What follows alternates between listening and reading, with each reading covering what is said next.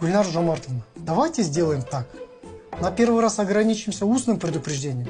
Но если аналогичное повторится, мы обязательно предпримем меры. Я солай дұрыс болады. Понятый, распишитесь, пожалуйста.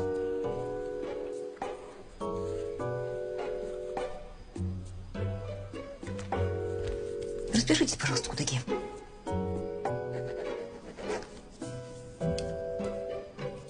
Куда?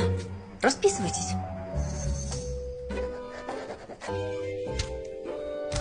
Пожалуйста. Енді бір шақырту болмайды деп ойлаймыз. Сау болыңыздар.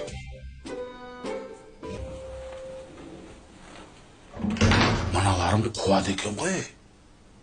Қатын деген сөзге бола полиция шақырды. Соңайда масқара. Жоқ, құдағайдың қатын екен өтірік па? Жоқ, қатын екен өтірік пе енді? Осының бәрі бүлдір жүрген сен. Не қылдым мен? Не қылдың? Аузына құйдым ба? Ішкен өзі ғой. Бірақ құдағи қиын адам екен. Соны айтам.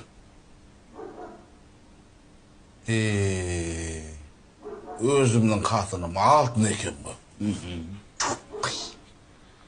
Шын айтсам, сенің мінезің құдағайдың мінезі сияқты болса, мен баяғыда сотталып кетеді екен ғой.